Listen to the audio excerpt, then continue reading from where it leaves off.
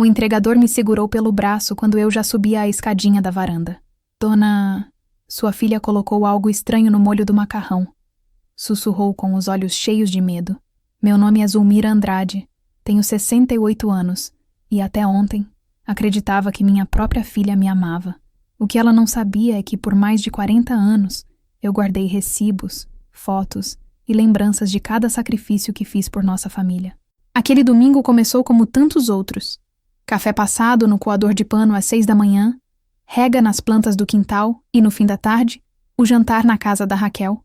Nossa tradição desde que ela ficou viúva, há 3 anos, no bairro chique do Jardim Europa, em Tatuí.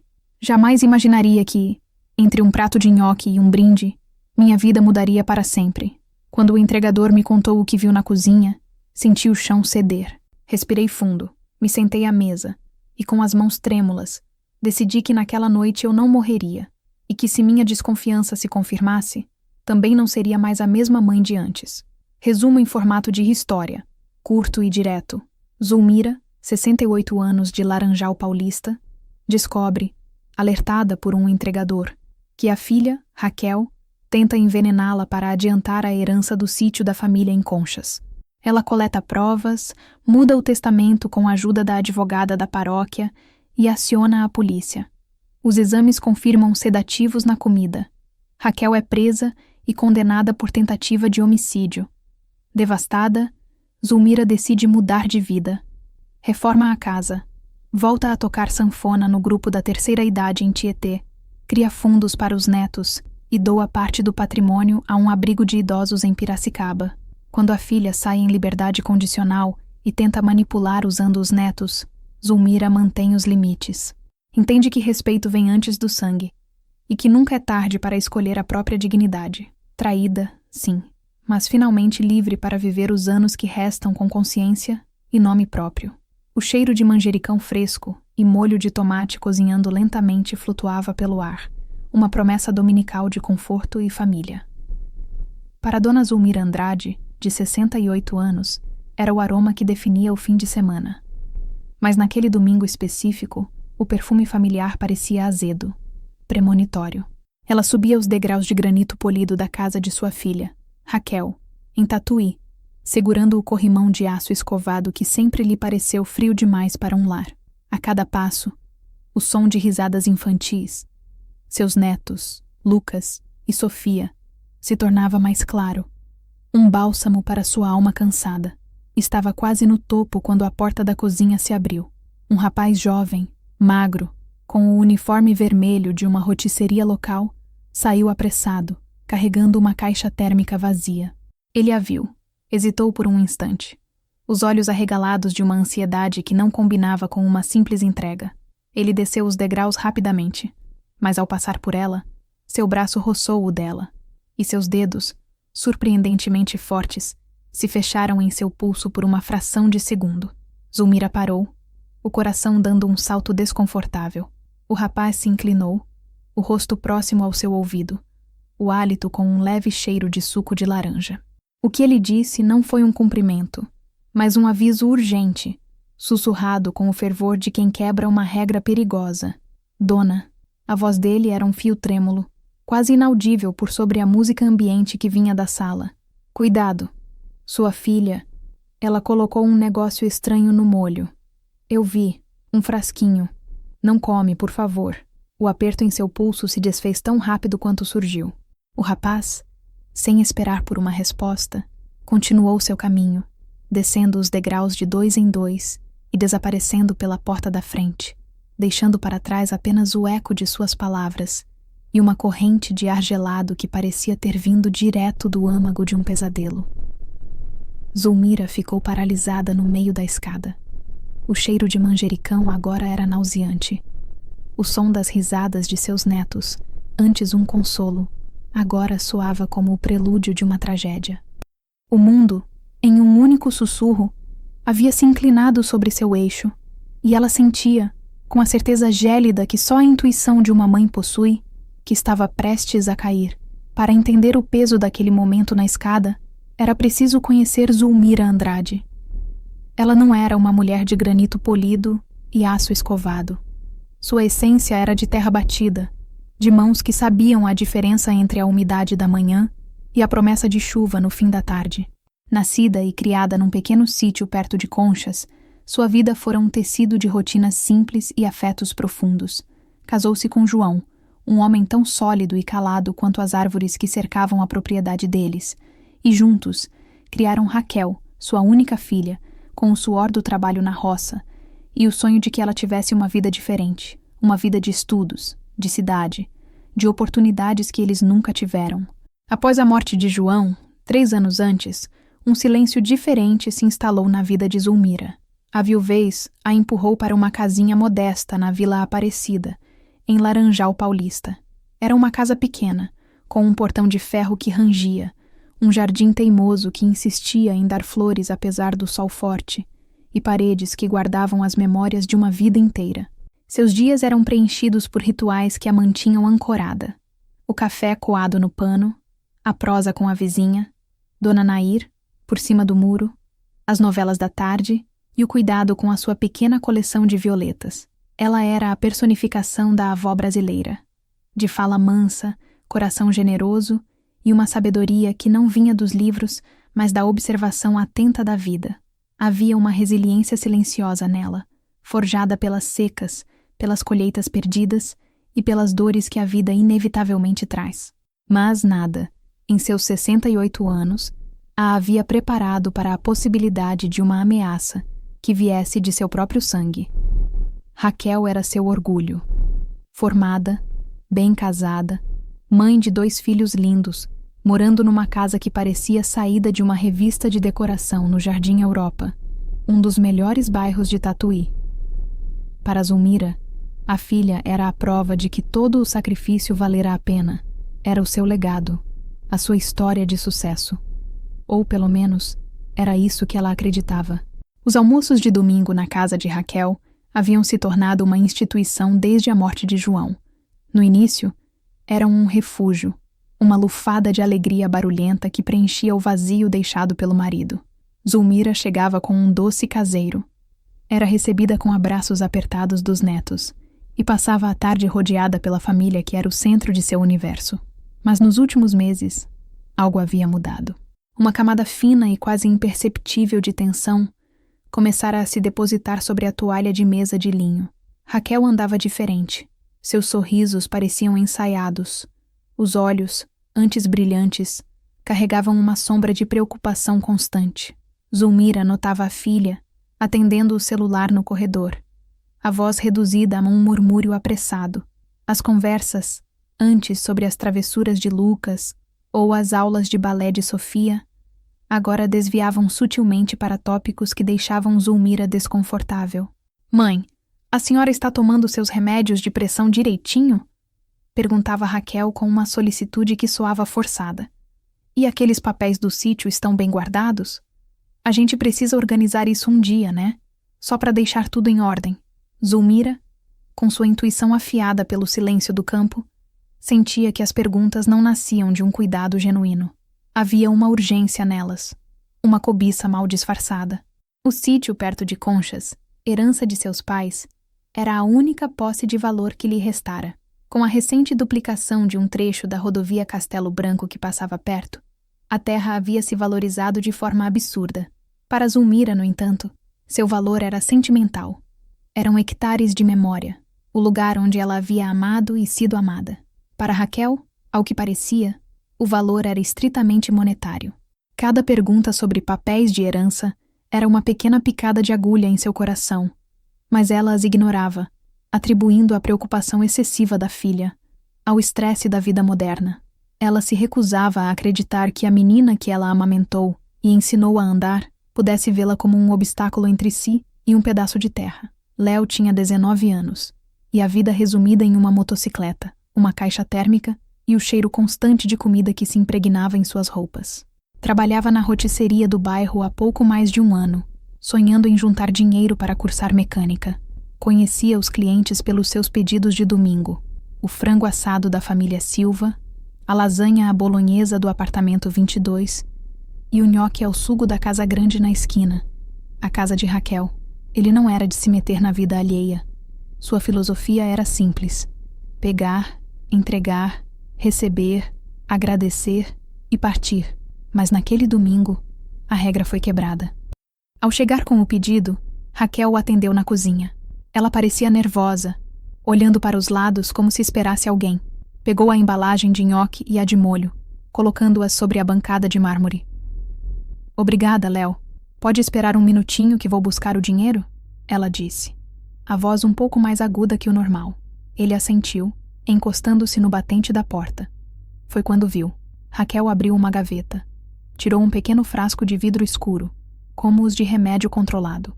Com uma rapidez furtiva, ela desatarrachou a tampa. Virou o frasco sobre a embalagem de alumínio que continha o molho vermelho e espesso, e deixou cair algumas gotas de um líquido incolor. Ela então pegou uma colher, mexeu o molho vigorosamente e fechou a tampa da embalagem com um clique. Tudo em menos de 10 segundos. O coração de Léo disparou.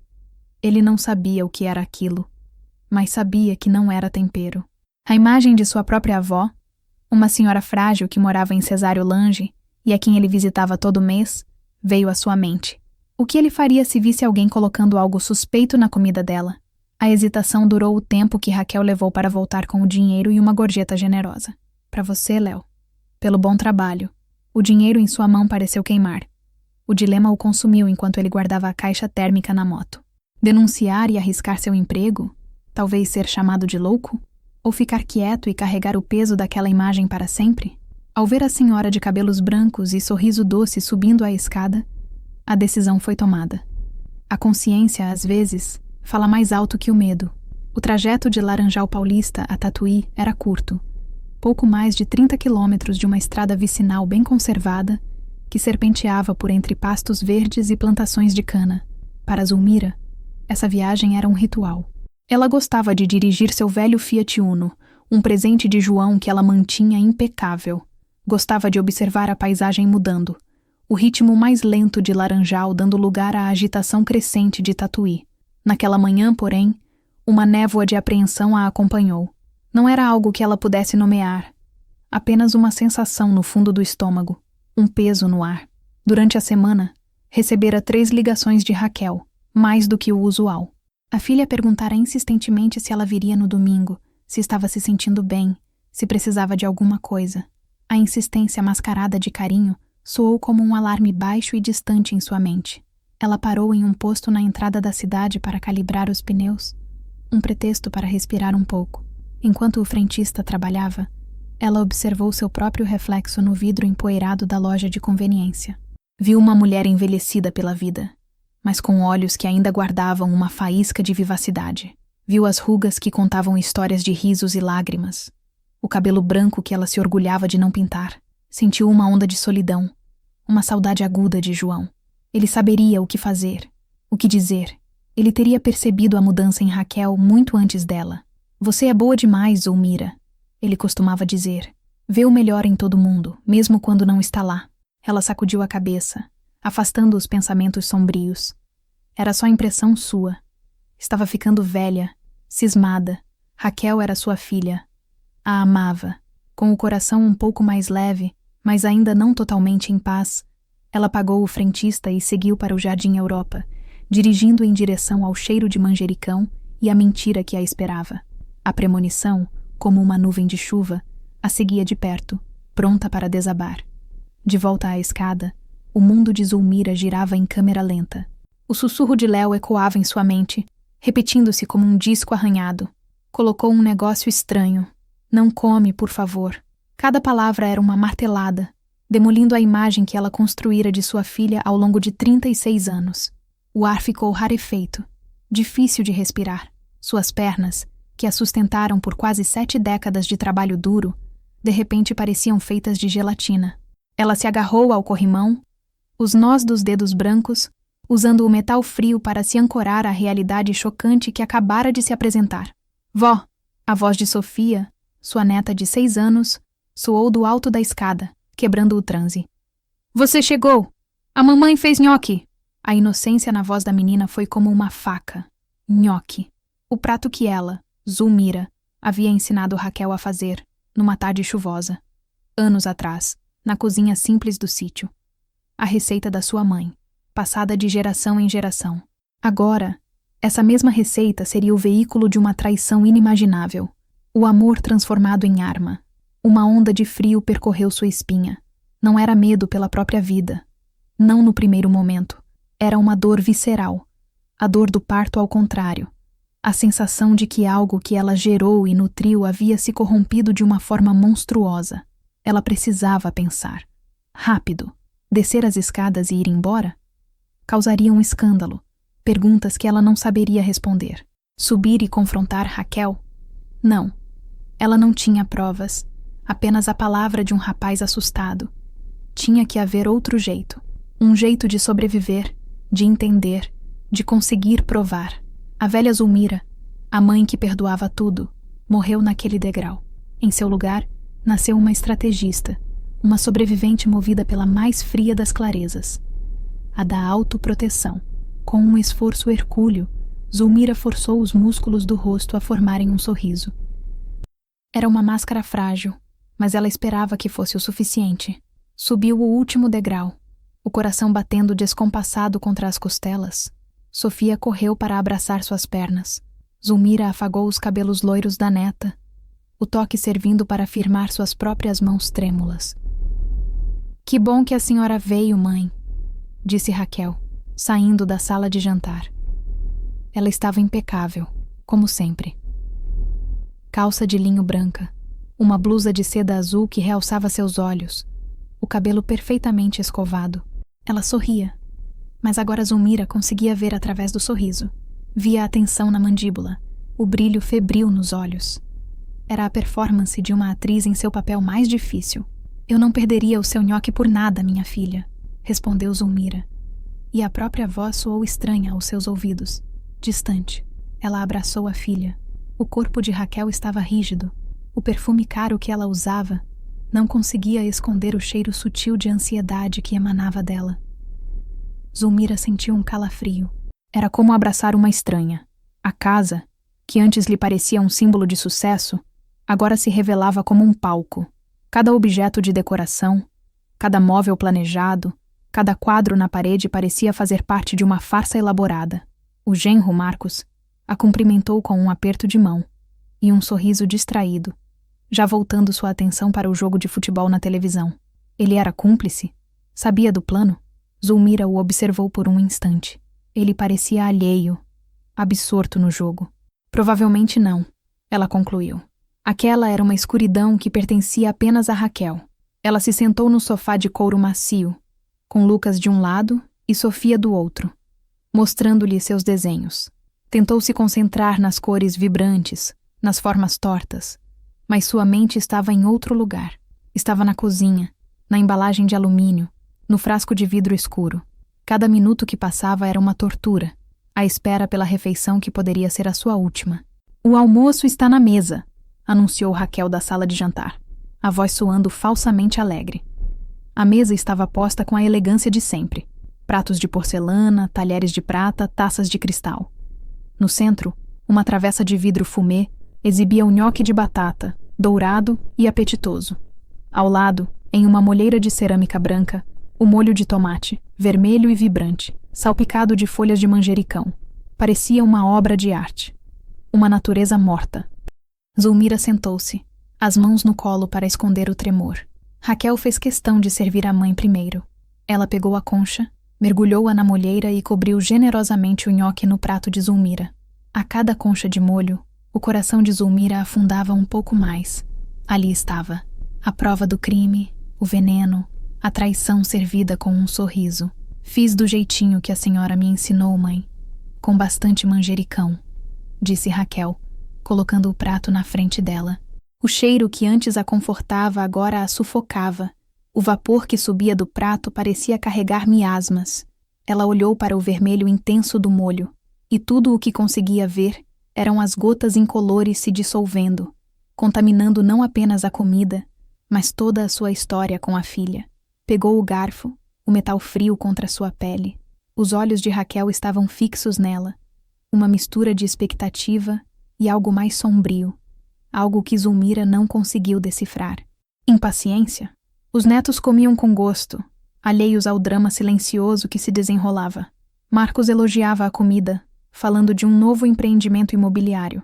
A conversa fluía ao redor de Zulmira, mas ela estava presa em uma bolha de silêncio e horror. Ela precisava de uma desculpa, uma saída. Seu cérebro trabalhava freneticamente, buscando uma mentira convincente o suficiente para salvá-la. Zulmira levou o garfo até o prato, espetou um nhoque, mas não o levou à boca. Em vez disso, pousou o talher com um baque suave na porcelana. Levou a mão à têmpora, fechando os olhos e franzindo a testa, numa expressão de dor, que, para sua surpresa, não precisou de muito esforço para ser convincente. A tensão real em seu corpo se manifestava como uma dor de cabeça latejante. "O que foi, mãe? Não gostou?" A voz de Raquel tinha um tom agudo de preocupação que soava falso. "Não, minha filha, está com uma cara ótima", Zulmira começou, a voz baixa e um pouco rouca. "É que me atacou uma enxaqueca. Daquelas fortes. A luz está me incomodando. O cheiro... Acontece às vezes, você sabe." Era a desculpa perfeita. Suas enxaquecas eram conhecidas pela família, raras, mas incapacitantes quando surgiam. Ela viu uma sombra de frustração cruzar o rosto de Raquel por uma fração de segundo antes de ser substituída por uma máscara de solicitude. "Oh, mãe, que pena. Logo hoje. Quer um remédio? Eu tenho um ótimo aqui." "Não, não. Remédio nenhum resolve quando ela ataca assim. O melhor é ficar no escuro, quieta", disse Zulmira, levantando-se devagar, como se cada movimento doesse. "Acho que é melhor eu ir para casa. Desculpem, crianças. A vovó não está se sentindo bem." Lucas e Sofia a olharam com genuína preocupação. Marcos ofereceu-se para levá-la, mas ela recusou firmemente. "Não precisa, eu vim com meu carro. Só preciso deitar um pouco." Seu olhar se encontrou com o de Raquel. Havia uma batalha silenciosa ali. A decepção no olhar da filha era quase palpável.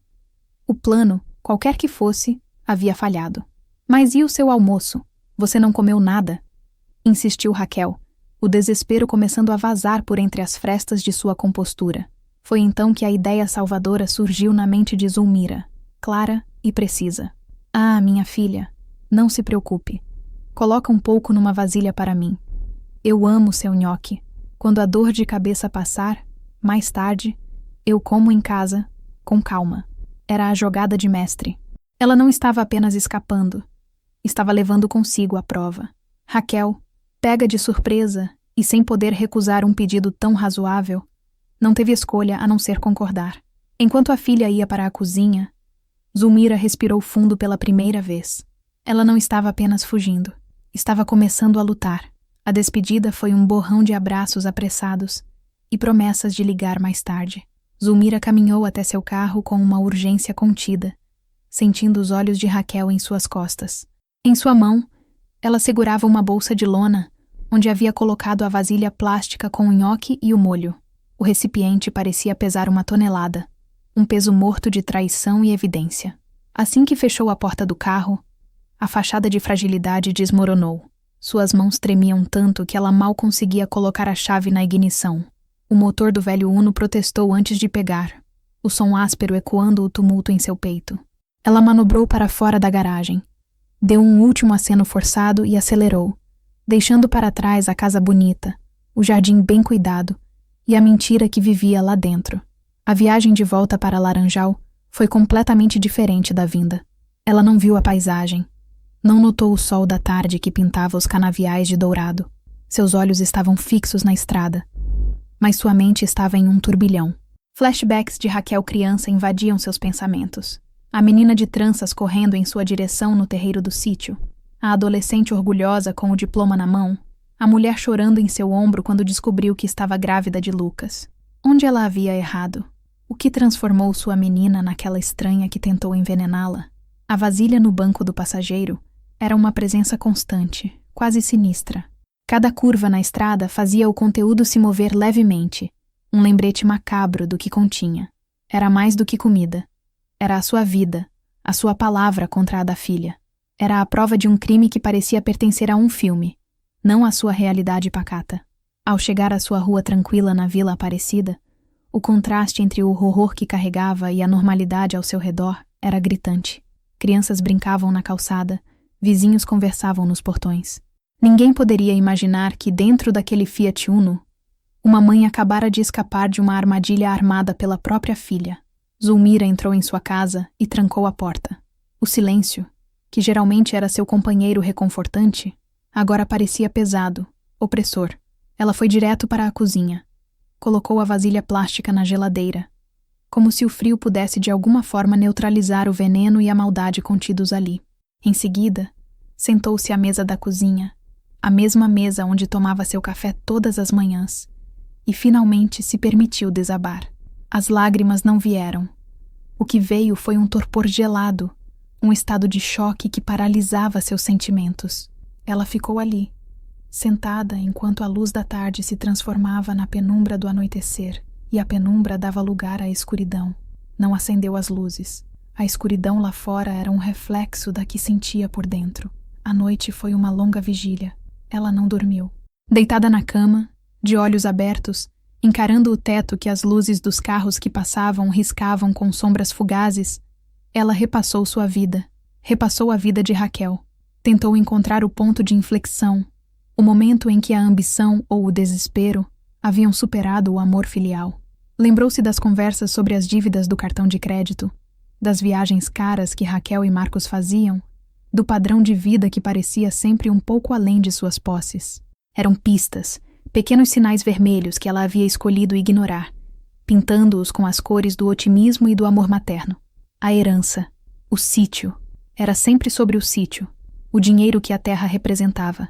Será que a vida dela valia menos que um pedaço de chão? A pergunta era tão monstruosa que seu cérebro se recusava a aceitá-la por completo. Mas a vasilha na geladeira era uma resposta fria e inegável.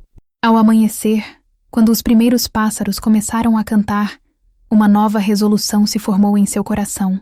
O luto pela filha que ela pensava ter daria lugar à ação. A tristeza se transformaria em força. Ela não era uma vítima indefesa. Era Zulmira Andrade, filha e neta de agricultores, uma mulher que sabia que depois da tempestade era preciso avaliar os estragos e começar a reconstruir. E a primeira pedra dessa reconstrução seria a busca por justiça. Na manhã de segunda-feira, Zulmira acordou com uma clareza que não sentia há muito tempo. O choque havia se dissipado, substituído por uma determinação fria. Ela precisava de ajuda, mas não podia ser qualquer um. Não podia confiar em conhecidos que poderiam ter laços com sua filha ou que duvidariam de uma história tão absurda. Sua mente vasculhou suas membertórias, buscando um rosto, um nome, alguém que fosse ao mesmo tempo discreto, confiável e profissional. E então, ela se lembrou. Doutora Helena, uma advogada jovem, na casa dos 40 anos, que oferecia consultoria jurídica voluntária na paróquia do bairro uma vez por mês. Zulmira a vira algumas vezes, ajudando outras senhoras com questões de aposentadoria e pensão. Havia algo na doutora Helena, uma combinação de empatia no olhar e firmeza na voz, que inspirava confiança. Ela não era dali, não fazia parte das redes de fofoca da cidade. Era a escolha perfeita. Zulmira se vestiu com o seu melhor vestido, um floral de mangas compridas que guardava para ocasiões especiais. Pegou sua bolsa e, antes de sair, abriu a geladeira. Encarou a vasilha plástica por um longo momento. Era o corpo do delito. Com mãos firmes, ela a colocou dentro de uma sacola de supermercado, junto com uma garrafa de água congelada para manter a refrigeração. Não sabia se era o procedimento correto, mas seu instinto lhe dizia para preservar a prova a todo custo. Caminhou até a casa paroquial, o sol da manhã já forte em suas costas. O caminho que tantas vezes fizera para missas e festas agora parecia uma peregrinação em busca de salvação. Ela não sabia o que diria. Como começaria a contar uma história que parecia ter saído de um roteiro de novela? Mas ela sabia que precisava tentar.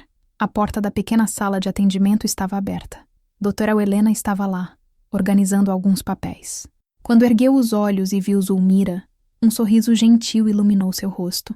Um sorriso que, para a senhora na soleira da porta, pareceu o primeiro raio de esperança em um mundo que havia se tornado escuro demais. Dona Zulmira, bom dia. Em que posso ajudá-la? Disse doutora Helena, indicando a cadeira à frente de sua mesa. Zulmira sentou-se, colocando a sacola de supermercado com cuidado no chão, ao lado de seus pés. Suas mãos estavam suando. Ela as apertou uma contra a outra em seu colo. Abriu a boca para falar, mas as palavras não saíram. Um nó se formou em sua garganta. Uma mistura de vergonha, dor e medo. Como verbalizar o impensável?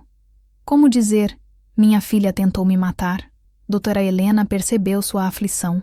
Sua expressão mudou de uma cordialidade profissional para uma preocupação genuína. Ela contornou a mesa e sentou-se na cadeira ao lado de Zulmira, reduzindo a distância entre elas.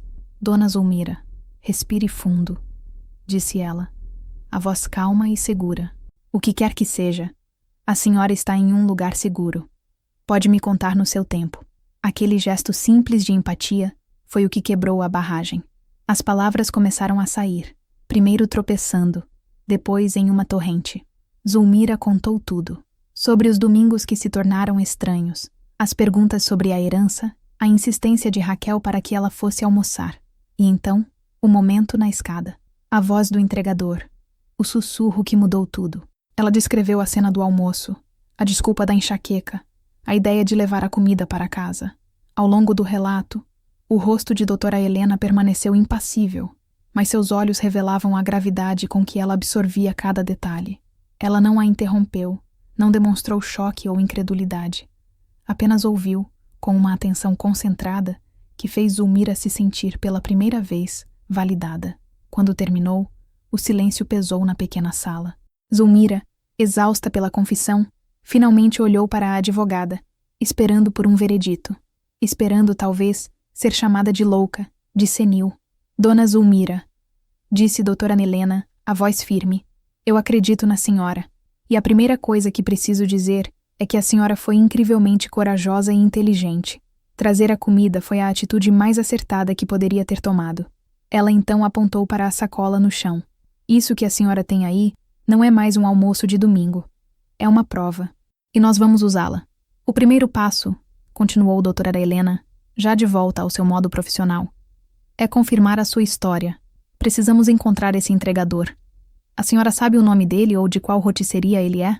Zulmira pensou por um momento. O rapaz estava de uniforme vermelho. Ela se lembrou de Raquel mencionando uma nova rotisseria gourmet que havia aberto perto de sua casa. Cantinho da Nona, ou algo assim. Com essa informação, doutora. Helena pegou seu celular e, em poucos minutos, encontrou o estabelecimento. Certo. Agora a parte delicada. Precisamos que ele confirme a história, de preferência na presença de uma testemunha, explicou a advogada. Será que a senhora consegue o número de telefone dele? Zulmira teve uma ideia.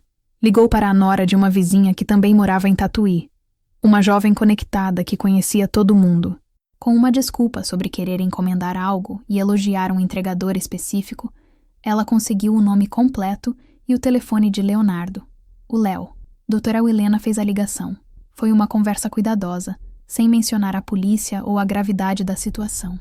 Ela se apresentou como uma advogada que representava uma cliente e disse que precisava de um esclarecimento sobre uma entrega feita no domingo. Léo, do outro lado da linha, ficou claramente apreensivo, mas a voz calma e segura da advogada pareceu tranquilizá-lo. Ele concordou em encontrá-las no fim de seu turno, em uma padaria discreta no centro de Laranjal. O encontro aconteceu no final da tarde. A padaria estava quase vazia. Léo chegou, ainda de uniforme, o rosto jovem marcado pela preocupação. Ele olhou para Zulmira com uma mistura de pena e respeito. Sentaram-se em uma mesa nos fundos. Doutora Helena foi direta. Léo, a dona Zulmira me contou o que você disse a ela no domingo. Eu preciso que você me conte, com o máximo de detalhes possível, exatamente o que você viu. Com a voz baixa, mas firme, Léo narrou a cena na cozinha de Raquel. O frasco de vidro escuro, as gotas caindo no molho, a rapidez com que tudo aconteceu. Eu não sei o que era, doutora, mas não era orégano. Parecia remédio. E o jeito que ela fez, escondido, fiquei com aquilo na cabeça. Pensei na minha avó. Não tive coragem de ficar quieto. Zulmira ouvia, o coração apertado de gratidão por aquele jovem estranho. Um anjo da guarda de motocicleta.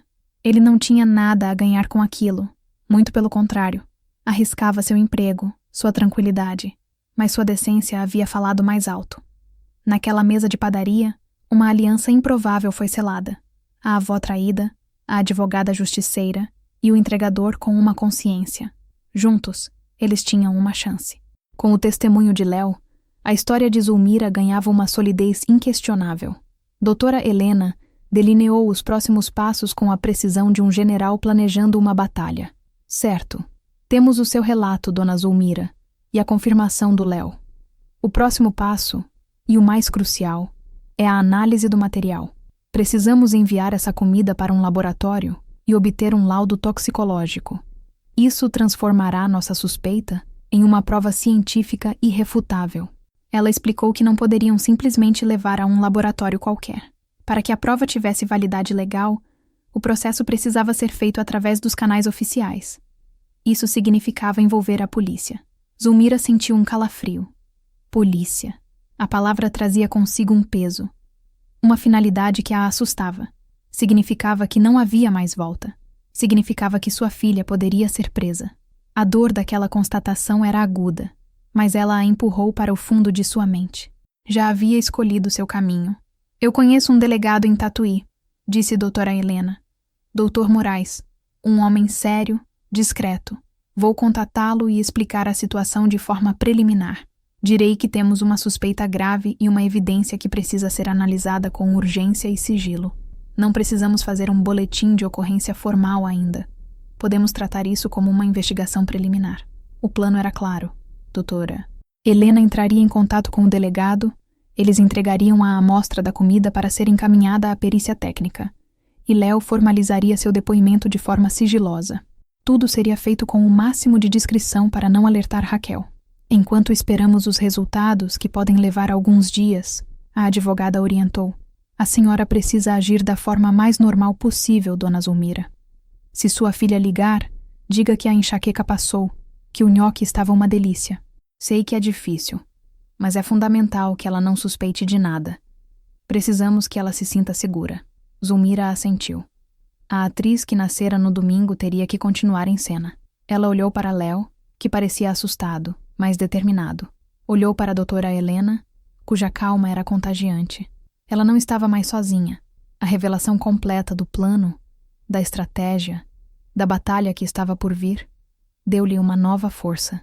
O medo ainda estava lá, mas agora ele tinha um propósito: a justiça. No dia seguinte, doutora Helena acompanhou Zulmira até a delegacia de Tatuí. Não entraram pela porta da frente.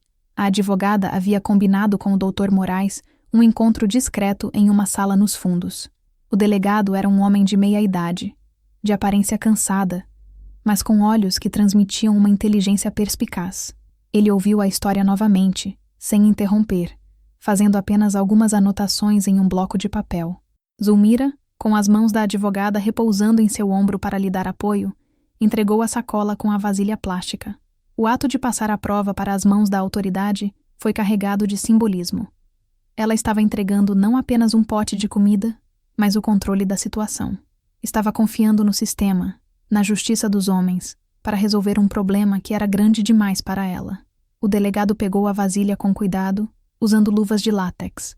Ele a colocou dentro de um saco plástico transparente, lacrou-o com uma fita e preencheu um formulário detalhado, descrevendo o conteúdo, a data e a origem.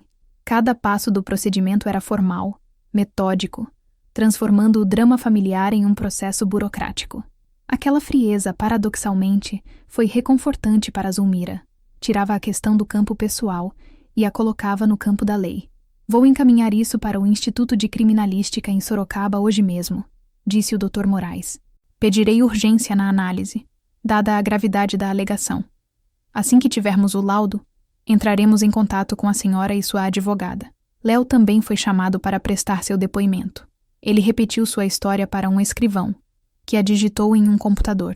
Ao final, ele assinou o documento, o nome dele agora formalmente ligado ao caso. Ele saiu da delegacia pálido, mas com a cabeça erguida. Ao deixar o prédio cinzento, Zulmira sentiu o peso do mundo em seus ombros. A engrenagem da justiça havia começado a girar. Agora, só restava esperar. E a espera, ela sabia, seria a parte mais difícil.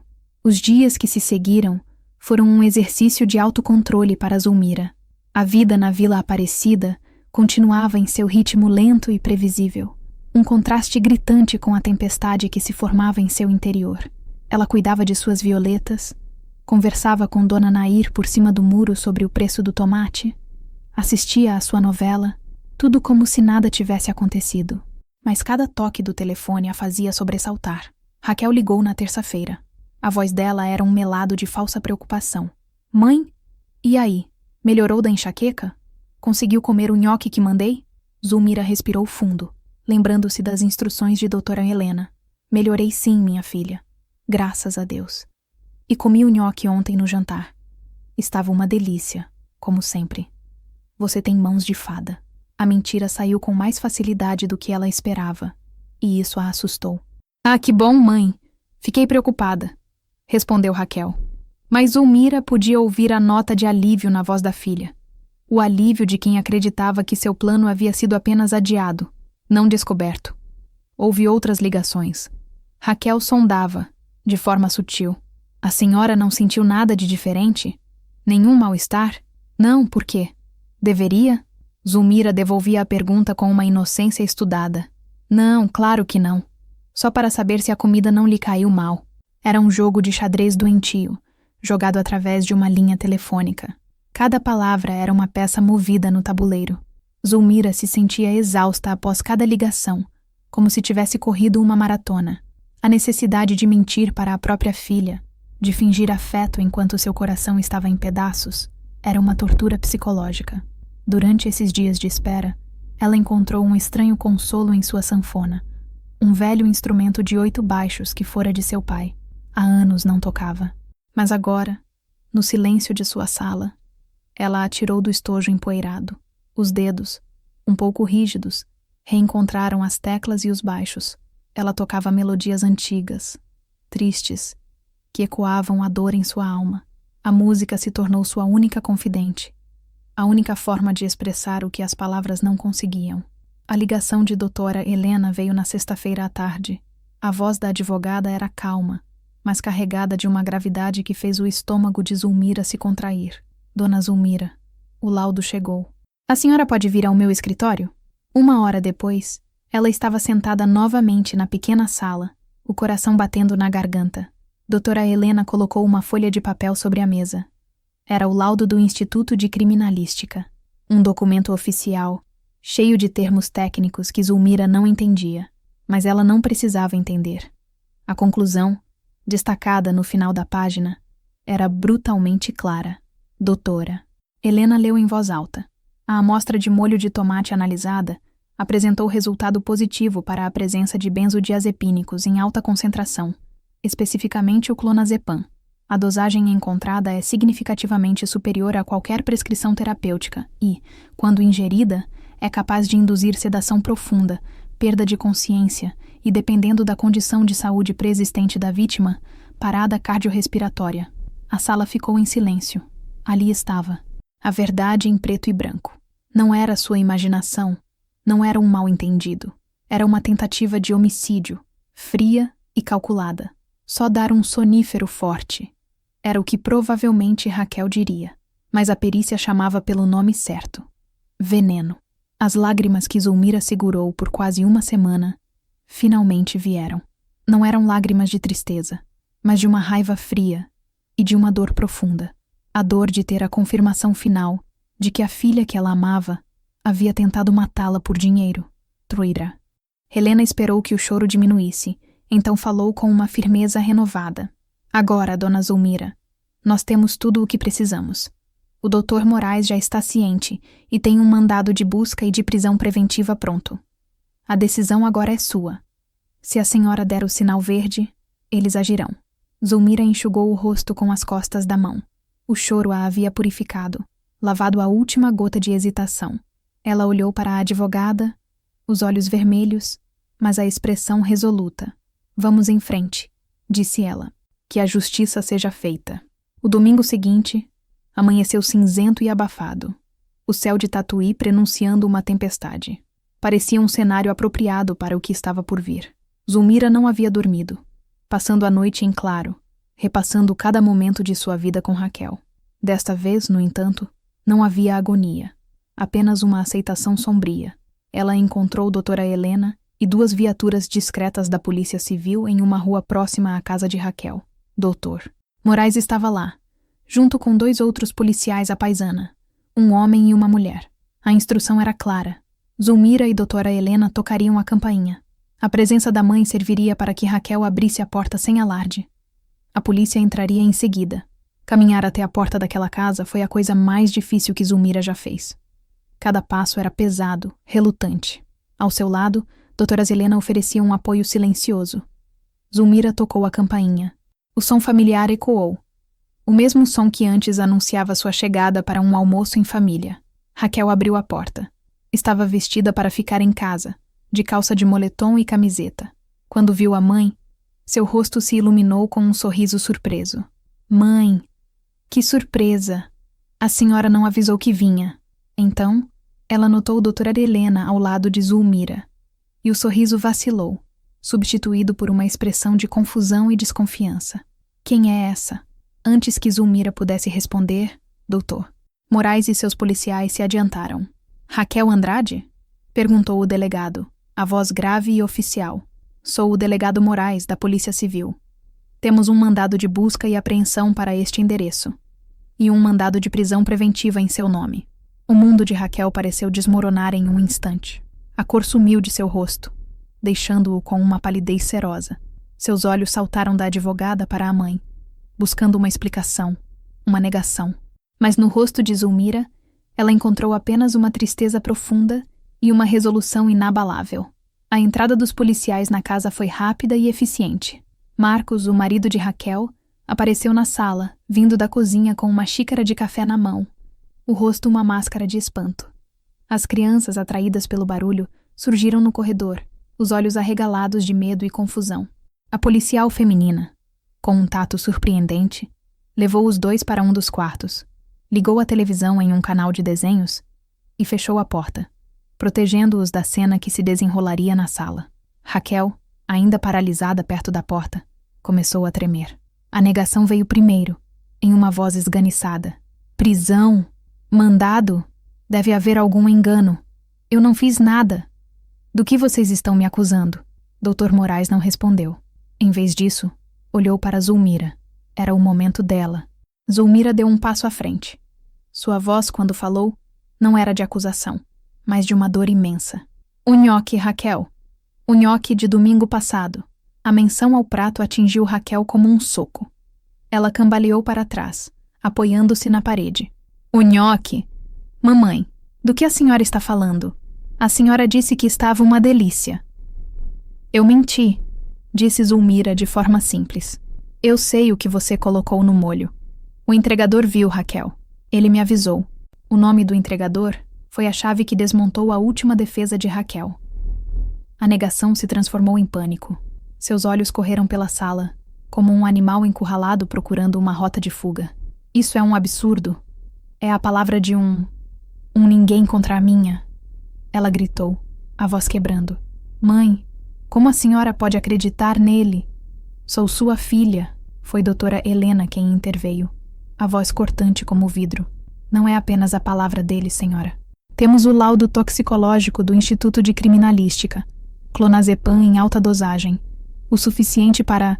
Bem, a senhora sabe para quê. A menção ao laudo, a prova científica, foi o golpe final. A máscara de Raquel não apenas rachou.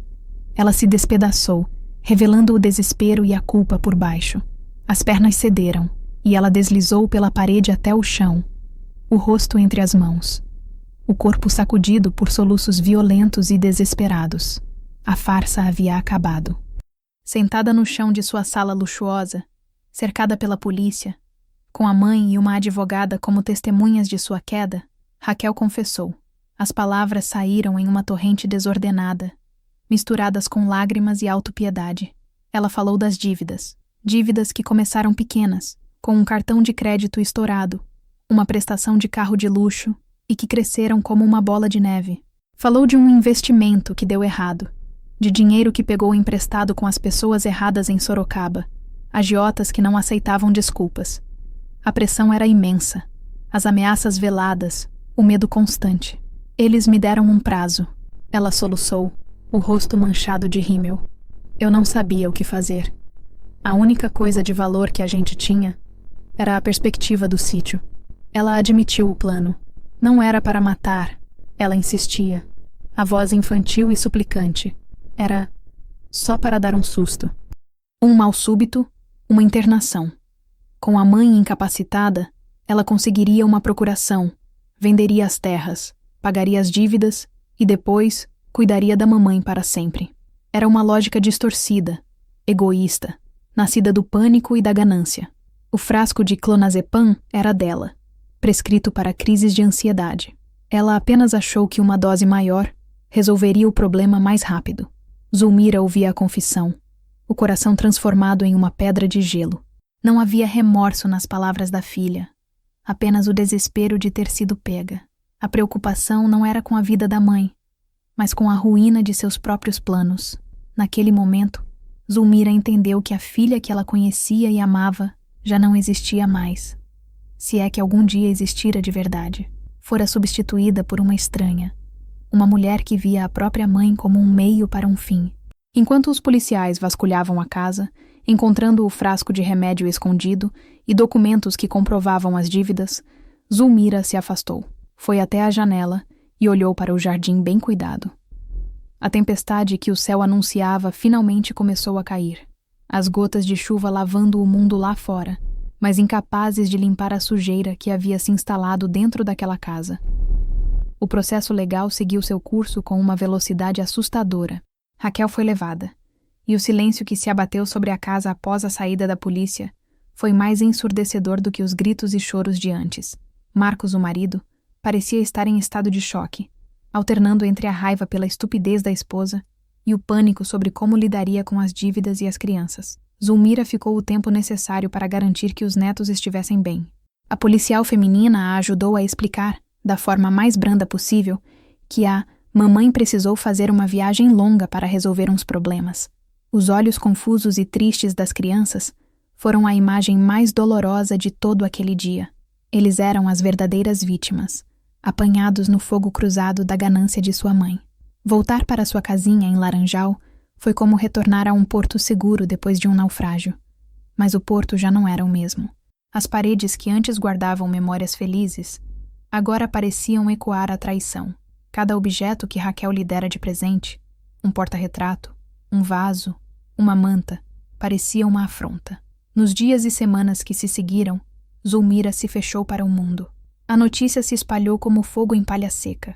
Primeiro como um boato sussurrado, depois como uma manchete nos jornais locais. As pessoas a olhavam na rua com uma mistura de pena e curiosidade mórbida. Ela parou de ir à missa, parou de conversar com os vizinhos. O mundo havia se tornado um lugar hostil. A dor era uma presença física, uma dor no peito que a impedia de respirar direito. O laço mais sagrado de sua vida havia sido rompido da forma mais violenta, e ela não sabia como começar a juntar os cacos de sua alma. Foi Dona Nair, sua vizinha de muro, quem primeiro rompeu a barreira de isolamento de Zulmira. Cansada de não ter resposta às suas chamadas por cima do muro, um dia ela simplesmente apareceu no portão com uma travessa de bolo de fubá ainda quente. "Zulmira, abre aqui", disse ela, a voz firme, mas carinhosa. "Não me interessa o que os jornais dizem. Eu conheço você, e você não vai passar por isso sozinha." Aquele gesto simples, aquele bolo de fubá, foi a primeira luz no fim do túnel. Zulmira abriu a porta, e pela primeira vez em semanas, conversou com alguém que não a olhava com pena. Dona Nair não fez perguntas. Apenas sentou-se com ela, dividiu o bolo e falou sobre as flores, sobre a novela, sobre a vida. A visita de Dona Nair foi um despertar. Zulmira olhou ao redor de sua casa e viu não apenas um refúgio, mas uma prisão de memórias amargas. Ela precisava mudar, não apenas por dentro, mas por fora também. No dia seguinte, tomou uma decisão. Usando parte das economias que guardava com tanto zelo, decidiu reformar a casa. Começou uma revolução doméstica. Pintou as paredes com cores claras e alegres. Trocou as cortinas escuras por outras mais leves, que deixavam o sol entrar. Guardou em uma caixa todos os presentes que ganhara de Raquel, não com raiva, mas com a solenidade de quem encerra um capítulo. A mudança mais significativa foi no quarto. Mandou instalar um ar-condicionado. Um luxo que sempre se negara, mas que agora representava mais do que conforto. Representava o direito de cuidar de si mesma, de se dar o que havia de melhor. A casa, aos poucos, deixava de ser um santuário de dor para se tornar uma fortaleza de sua nova independência. Durante a reforma, a presença de Dona Nair se tornou constante. A vizinha, uma viúva como ela, com filhos já criados e morando longe, parecia ter um sexto sentido para saber quando Zulmira precisava de companhia. Ela aparecia com um café fresco, ajudava a escolher a cor da tinta ou simplesmente sentava-se na varanda, e as duas ficavam em silêncio, observando o movimento da rua. Percebendo que Zulmira estava sobrecarregada, Dona Nair se ofereceu para ajudar com os serviços domésticos em troca de uma pequena ajuda de custo. Zulmira, a princípio, relutou. Não estava acostumada a ter empregados. Mas Nair insistiu. Não é emprego, é parceria. Você me ajuda com um dinheirinho e eu te ajudo a não enlouquecer. E de quebra, a gente põe a fofoca em dia. A parceria deu certo. A presença de Dona Nair na casa trouxe vida e risadas de volta. Elas cozinhavam juntas, relembravam histórias da juventude, criticavam os vilões da novela. A amizade, forjada na adversidade, tornou-se o principal remédio de Zulmira. Ela percebeu que a família que nos sustenta nem sempre é a de sangue. Às vezes, é a família que escolhemos, a que encontramos do outro lado do muro. Dona Nair se tornou sua confidente, a única pessoa com quem Zulmira se sentia à vontade para falar sobre Raquel. Não havia julgamento no olhar da amiga, apenas uma compreensão silenciosa da dor de uma mãe. Filho é um bicho estranho, Zulmira, disse Nair um dia, enquanto limpavam as janelas. A gente cria, dá amor, dá tudo, mas não manda no coração nem na cabeça deles. O que eles fazem de errado é deles, não é culpa sua. Aquelas palavras simples tiveram um poder curativo imenso, absolvendo Zulmira de uma culpa que ela nem sabia que carregava. Um dia, enquanto arrumava um armário antigo, Zulmira encontrou o estojo empoeirado de sua sanfona. Abriu-o e olhou para o instrumento. As teclas de madrepérola amareladas pelo tempo. Tocou uma nota. O som, melancólico e profundo, encheu o quarto. Lembrou-se de seu pai tocando em festas no sítio, o rosto suado e feliz. Lembrou-se de si mesma, menina, aprendendo as primeiras notas. Dona Nair, que ouviu o som da cozinha, apareceu na porta. Minha nossa, Zulmira, eu não sabia que você tocava. Tocava no passado, respondeu ela, um sorriso tímido nos lábios. Pois devia voltar a tocar. Sabe que tem um grupo da terceira idade em Tietê? Eles se encontram toda quarta-feira para tocar e dançar. Meu primo faz parte. Você ia adorar.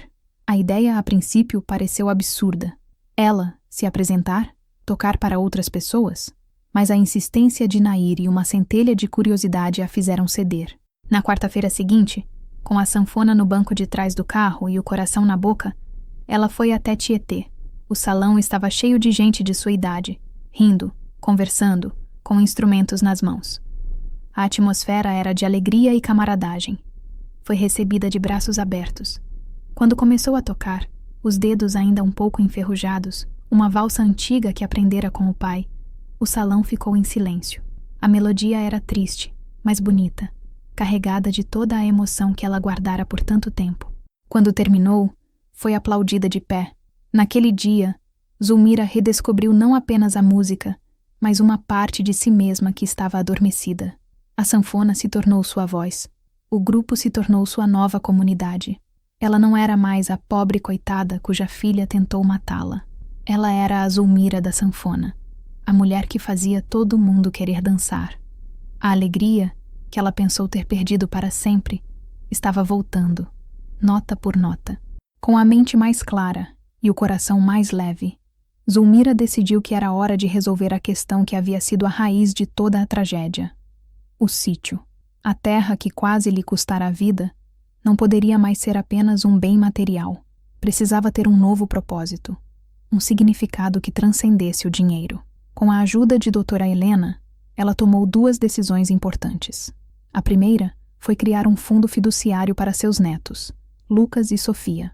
Uma parte significativa do valor do sítio seria depositada nesse fundo, que eles só poderiam acessar quando atingissem a maioridade e que seria usado exclusivamente para seus estudos e para o início de suas vidas adultas. Havia uma cláusula clara. Os pais, Raquel e Marcos, não teriam absolutamente nenhum acesso ou controle sobre o dinheiro. Era a maneira de Zulmira de proteger o futuro dos netos, garantindo que a ganância de uma geração não destruísse as oportunidades da próxima. A segunda decisão foi ainda mais profunda. Ela decidiu não vender a propriedade inteira. Em vez disso, doou uma grande parte das terras, incluindo a antiga casa-sede, para uma instituição de caridade de Piracicaba que mantinha um abrigo para idosos desamparados.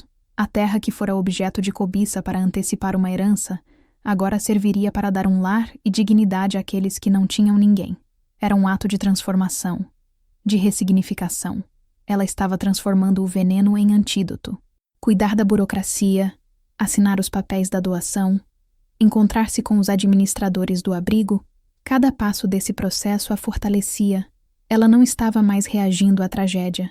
Estava ativamente criando um novo legado. Um legado não de riqueza material, mas de generosidade, resiliência e sabedoria. O julgamento de Raquel se aproximava. Ela continuava presa, aguardando a sentença. De vez em quando, Zulmira recebia notícias através de doutora Helena. A filha estava fazendo terapia na prisão. Parecia arrependida. Perguntava sempre pela mãe e pelos filhos. Uma noite, sentada em sua cozinha recém-reformada, Zulmira sentiu um impulso de escrever para Raquel. Pegou papel e caneta. Queria entender. Queria perguntar mais uma vez. Por quê? Queria dizer que, apesar de tudo, uma parte dela ainda amava aquela menina de tranças que um dia correra em sua direção. Ela começou a escrever. Minha filha. Mas as palavras seguintes não vieram. O que ela poderia dizer? Que a perdoava? Não, ainda não. A ferida era profunda demais. Que a odiava? Também não. O que sentia era um vazio imenso. A dor fantasma de um membro que foi amputado. Ela passou horas encarando a folha em branco. A caneta na mão. Relembrou o parto difícil. As noites sem dormir. Os sacrifícios para pagar a faculdade. O orgulho que sentia em cada conquista dela. E confrontou essas memórias com a imagem de Raquel na cozinha, despejando gotas de um frasco no molho. As duas imagens não podiam coexistir na mesma pessoa. Eram duas Raquéis, e a segunda havia assassinado a primeira. No final, ela amassou o papel. Havia coisas que não podiam ser ditas em uma carta. Havia conversas que talvez nunca mais acontecessem. E havia um perdão que, se um dia viesse, teria que ser conquistado, não solicitado. O silêncio, por enquanto, era sua única resposta. Após alguns meses, respondendo em liberdade provisória enquanto aguardava o recurso da sentença, Raquel tentou a reaproximação. Ela apareceu no portão de Zulmira em uma tarde de sábado. Estava mais magra, com olheiras profundas. A arrogância havia desaparecido, substituída por uma humildade frágil e desesperada. Mãe, ela disse, a voz embargada, agarrada às grades do portão. Por favor, me deixe entrar. Eu preciso falar com a senhora. Eu sinto tanto a sua falta, a falta das crianças. Zulmira, que estava regando as violetas na varanda, sentiu o coração dar um salto. Ver a filha naquele estado de desamparo despertou um instinto materno que ela pensava estar morto. Por um momento, ela quase cedeu, quase abriu o portão. Mas então, ela se lembrou do sussurro na escada, do laudo da perícia, da dor cortante da traição. Ela se lembrou da força que levara para se reconstruir. Abrir aquele portão seria abrir a porta para o caos novamente. Ela caminhou lentamente até o portão, mas não o abriu. Parou a uma distância segura, olhando a filha através das grades de ferro. Raquel, disse ela, a voz firme, mas sem ódio. Eu sou sua mãe, e uma parte de mim sempre vai te amar, mas o amor não é suficiente. Lágrimas escorriam pelo rosto de Raquel. Mãe, eu me arrependo. Todos os dias. Eu faria qualquer coisa para voltar no tempo. Eu sei, respondeu Zulmira. E ela realmente acreditava que a filha, agora, se arrependia. Mas o que você quebrou não foi um prato, Raquel. Foi a confiança. E confiança é como um espelho. Uma vez quebrado, pode até colar os pedaços, mas ele nunca mais vai refletir a imagem da mesma forma. Ela respirou fundo, proferindo as palavras que se tornariam o mantra de sua nova vida. O amor, minha filha, precisa de respeito para sobreviver. E você não me respeitou. Você não respeitou a minha vida. Amor sem respeito não volta. Talvez um dia, quem sabe. Mas não agora. Com isso, ela se virou e voltou para dentro de casa, deixando Raquel chorando do lado de fora do portão. Foi a decisão mais dolorosa e mais necessária de sua vida. Ela estava finalmente protegendo a si mesma. Estava traçando uma fronteira e aprendendo que, às vezes, o maior ato de amor próprio é saber a hora de fechar a porta. O domingo já não era um dia de apreensão. Havia se tornado um dia de paz. Naquela manhã, o sol entrava generosamente pela janela da cozinha de Zulmira. O cheiro não era de molho de tomate, mas de café fresco e bolo de milho assando no forno. Dona Nair estava lá, ajudando a colocar a mesa na varanda dos fundos, que agora tinha um pequeno toldo e vasos de gerânios coloridos. Pouco depois, um carro parou em frente. Era uma assistente social do Conselho Tutelar, trazendo Lucas e Sofia para a visita quinzenal à avó. Desde a condenação de Raquel, a guarda provisória das crianças estava com o pai, mas Zulmira havia lutado na justiça pelo direito de vê-los regularmente, em seu próprio lar. As crianças correram para abraçá-la. Não havia mais a sombra do medo em seus olhos, apenas a alegria pura de estar com a avó. Passaram a tarde juntos. Lucas ajudou a avó a cuidar do jardim, enquanto Sofia se encantava com as melodias que Zulmira tirava de sua sanfona. Não falaram de Raquel. Falaram de escola, de amigos, de desenhos animados. Era um esforço consciente de criar novas memórias, de construir uma ilha de normalidade e afeto em meio ao oceano de caos que a vida deles havia se tornado.